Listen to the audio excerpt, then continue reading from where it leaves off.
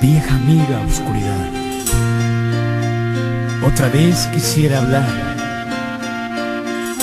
porque he tenido nuevamente una visión que suavemente iba cambiando mi manera de pensar. La oigo hablar, la escucho en el silencio, en el silencio.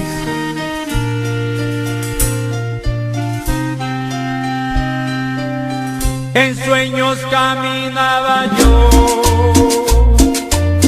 entre la niebla y la ciudad, por calles frías y desoladas, cuando una luz blanca y helada hirió mis ojos y también hirió la oscuridad.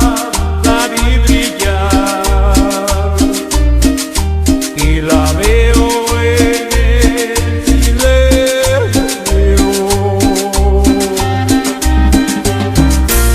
Alá, mi Dios bendito, gracias por darme esta nueva oportunidad y esta vivencia de poder interpretar algo de reflexión. Gracias.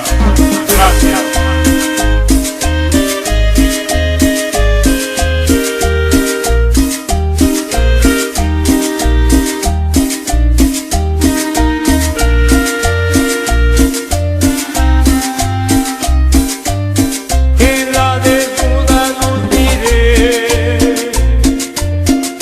mil personas, tal vez más, gente que hablaba sin poder hablar, gente que oía sin poder oír, y un sonido nos envolvía sin piedad.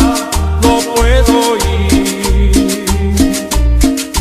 el sonido del silencio.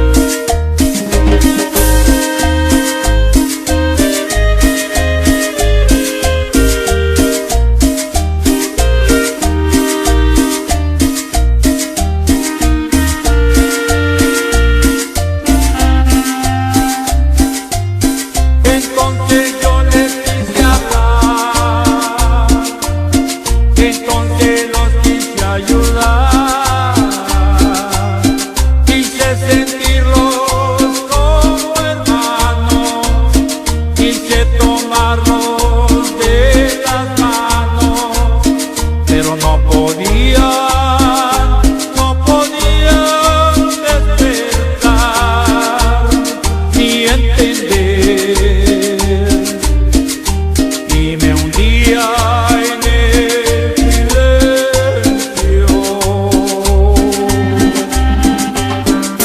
Se arrodillaban a rezar. Aquella luz era su Dios. Yo les grité que despertaran,